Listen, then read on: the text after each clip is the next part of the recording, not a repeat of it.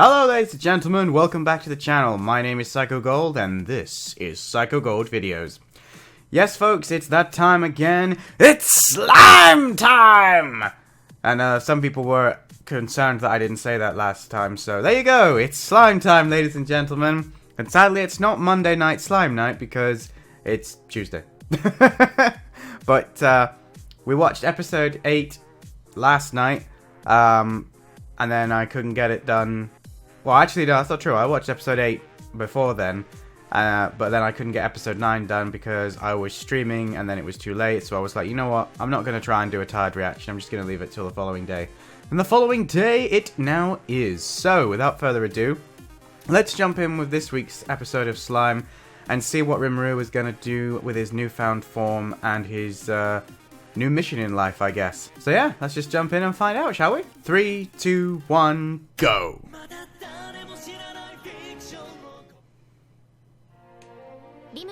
Oh, attack of the ogres!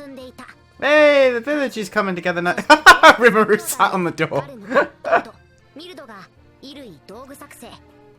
I was gonna say, it looks like they've improved their architecture. So they're already setting up the idea that this village can operate without Rimuru. I like the way he says henshin sometimes. Oh, that's cool!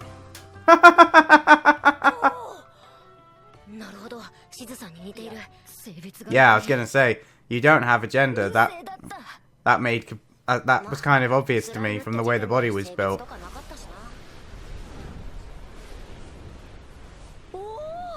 Whoa! Oh, okay, could make it look completely different. That's pretty cool.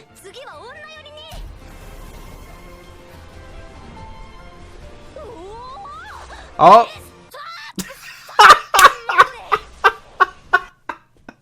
Okay, that was clearly feminine. Because he's just realised that he now has human taste buds again, I'm guessing. His derpy face in the background there.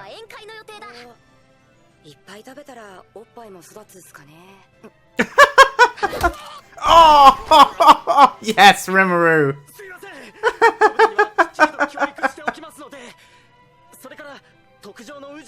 I like the fact he just suddenly knew how to do that martial art kick, but then obviously he's got, that's a very weird look. Obviously he's got all of her abilities, hasn't he, so... Oh! I like the way they appear out of the shadows.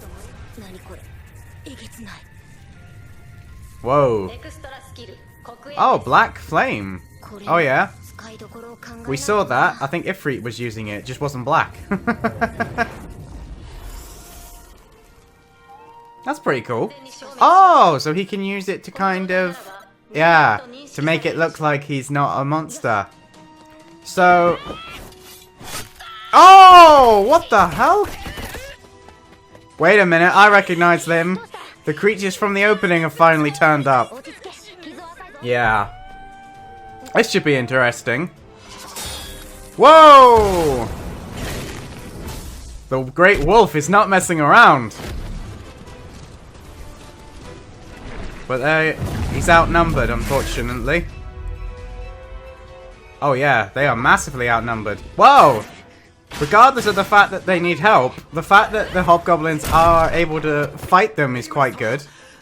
It just does go to show how much difference it makes. And of course she's wearing the mask, so they don't know how much power the slime's got. Oh, they're ogres! Okay. I was gonna say, they don't look like ogres. At least not how we traditionally think of them. Oh, they think he's human. Also, I have a theory that I want to share with you that's probably going to make me sound like a lunatic, but when we get to the end... Your true identity is a lovable slime. Confidence levels ultimate. This should be interesting. Whoa, what the...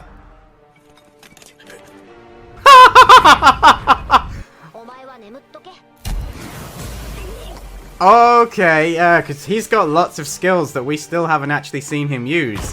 So this should be interesting. Oh, that's the spider silk that we saw previously. Yeah, we've seen that ability before.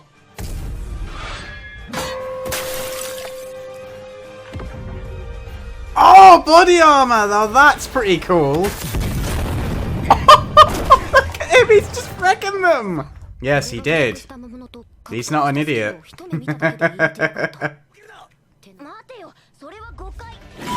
Whoa!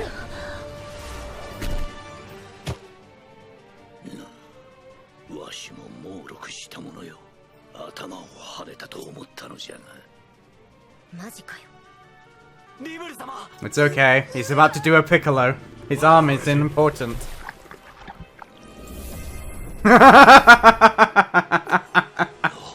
Yeah. This is reminding me of a Nines fight now.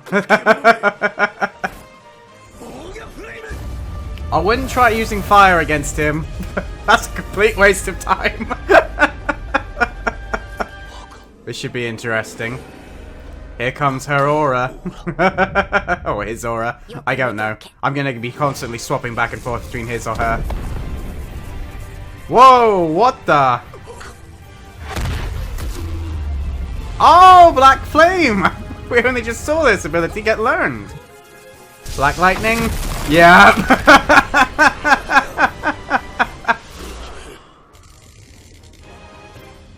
Black Lightning and Black Flame. Oh, okay. So he's the leader of the group, which does make sense why he keeps addressing him as Young Master. But they haven't killed any of your brethren! You still... I don't get this. Oh wait, he called the other one the princess. Does that mean that the pink-haired one is his sister? Yeah, pretty much. I mean, it's not the best thought process, but it's true.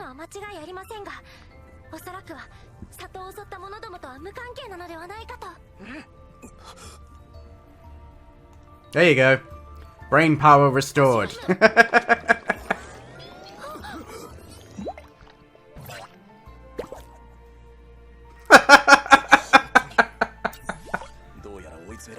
Ranga looks pissed. He does not look like he wishes to forgive. I was going to say, Rimuru can heal them in like 10 seconds flat.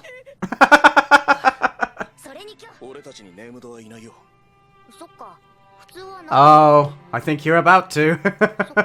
If you want.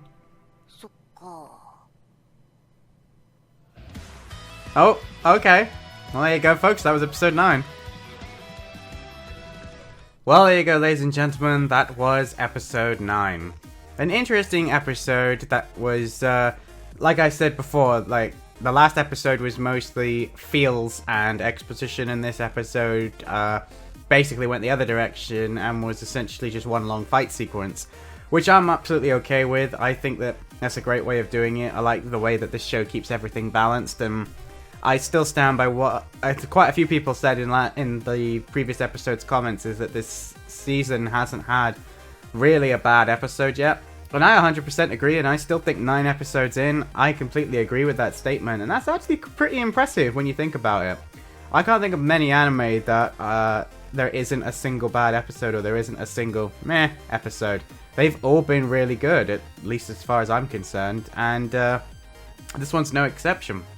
Now, before I forget, there's a thought that passed through my mind when we was watching this episode. I had nothing to do with this episode up until he took out the mask of Shizu, and I was thinking about it in the opening credits, and I thought, nah, that's just me being thinking about it too much because of all the different shows I've watched over the years. And then he took out the mask of Shizu, and my brain went, nope, I actually want to say this as a theory. So I don't normally go too crazy with my theories. Like, if they're like way too hard to nail down, then I won't say them. But a lot of people seem to be enjoying my theories. A lot of people said in the last episode of Goblin Slayer that some of the stuff I've come up with, I'm either very, very close to the mark, or I'm wrong, but people were like, I wish you were right, because that's a lot more creative. So, I'm wondering, and I'm not saying I think 100% this is going to happen, but if it does, I'm going to laugh my ass off. In the opening credits, we see a shot of Shizu and the hero that saved her from the Demon Lord. Now, we know for a fact that the hero that saved her from the Demon Lord is, at least has a female body because of the way it's drawn. However, we didn't hear her speak, we've never seen her face, and she has the same mask that Shizu has because Shizu gets it from her. Now, I didn't think anything of that, apart from the fact that she appeared to show up, save Shizu, and be able to completely obliterate her, even though Shizu herself is really powerful. Now, we then know that they traveled together for a fair amount of time. We don't know exactly how long. And then, for reasons that Shizu doesn't understand, she left. Now, the form that saved her is very small, has a small frame, and I'm now wondering if that person is Rimuru in Shizu's weird transformed blue-haired, yellow-eyes form. And at some point in this series, Rimuru is going to end up time traveling for reasons that will probably have absolutely nothing to do with Shizu. And he's going to find himself back in the past, some, 80 years or something ridiculous, I think. Shizu, that's how old she is, isn't she? She's really old. And he's going to have to travel in the past, not let on who he is or that he's from the future, so he's going to use Shizu's mask. And whilst he's traveling, he's going to come across this Demon Lord, which is obviously what he wants to do anyway. He wants to find the Demon Lord. And of course, when he does, eventually, he's going to fight the Demon Lord's bodyguard, which of course is Ifri in Shizu's form. He's going to free her, and then he's going to travel with her, which is what we saw in the seer said that those two are destined to be together. Now, I think that they meant that they're destined to be together in that she's now residing inside of him, and, you know, he has her form. But you could look at it a different way in that they could still be together in the past, spend however long together they spend, and then Rimuru has to move on for whatever reason, whether that be he figures out how to get back to the present or what, and that would explain how he mysteriously disappeared, because Rimuru said goodbye and then went to the present. So obviously Shizu wouldn't be able to find them, and as far as history would be concerned, this mysterious hero just disappeared. Now, again, loads of you who've probably read the books are probably gonna scream at me that I'm just reading way too much into this, and will tell me that I'm wrong, and that's fine, but even though I'd rather not know. But I just felt like that's what I've come up with just from the limited bit of information that we've had, and like I said, normally I don't share my theories with you, but I really wanted to share this one because so many people seem to be enjoying them. So let me know if you're an anime-only person, where do you think the show is going? If you've obviously read the manga, then you guys already know, so you guys can't answer that question. But if you don't know where the story for this is going like I don't, then feel free to theorize with me down in the comments. I look forward to reading them. And if you come up with any really good ones that I like, you'll probably get a response from me. And if you guys enjoy talking about anime, theorizing about where shows are going, don't forget I do have a Discord server, links in the description below. And feel free to join it and just come online, head into the anime channel, and just start talking about where you think they're going. As long as you make it very clear that what you're talking about is only your personal theory, 9 times out of 10 people in my server are more than happy to chat. We just don't like spoilers. As for this episode itself, I'm really happy that we've now got the ogres introduced. I don't know why so many people were calling them Oni, but apparently they're ogres, not Oni. And I really like this as an introduction. It seems like everybody that Rimuru meets, he starts off being confrontational with and fighting them. And it was a nice way to show that they're even more powerful than the direwolves and the hobgoblins, even though Ranga was holding his own, to be fair.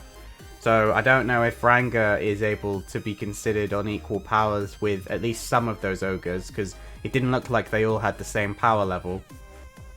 And also, given what happens in the end credits of Slime, with the village being destroyed, I am wondering if what we saw is the ogres' village being destroyed, and it's like they are literally all that's left of their clan.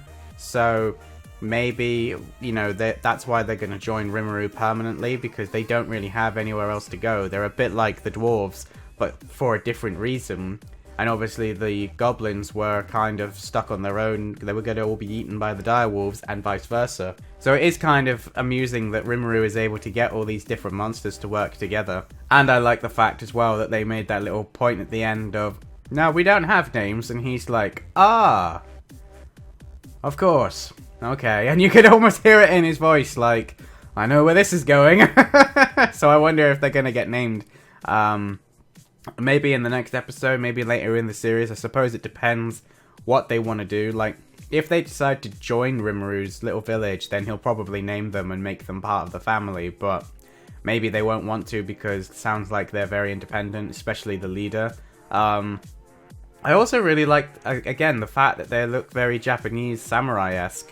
And the fact that Rimuru made a point of it as well makes me wonder if maybe some point they were influenced by someone from another world, and they've just kind of carried on the tradition, because that would be pretty cool, because they definitely all gave a samurai-like vibe, especially the older member of the crew. And I love the way he managed to teleport behind and take off Rimuru's arm.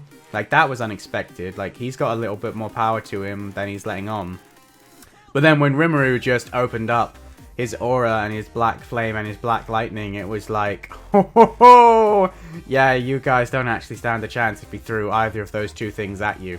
I mean, there wouldn't be much left of the forest either, but, you know, all in all, it was a great episode. We got to see the village being built, we got new characters, we got really entertaining fight sequences. I absolutely loved every moment of it, but there wasn't really much for me to review other than my theory crafting moment, so I think that's going to be it for this episode, guys. Thank you very much for sticking out with me to the end. As always, if you enjoyed this video, don't forget to give it a thumbs up. It really helps the channel. Drop comments down below, please, so that I can read them and I can have chats with all of you fine folks. If you're new around here, don't forget to click the subscribe button and ring the bell to get notified whenever we post a new video. But as always, my friends, that's it for tonight. My name is Psycho Gold, and I will see you in my next video. Psycho Gold, out.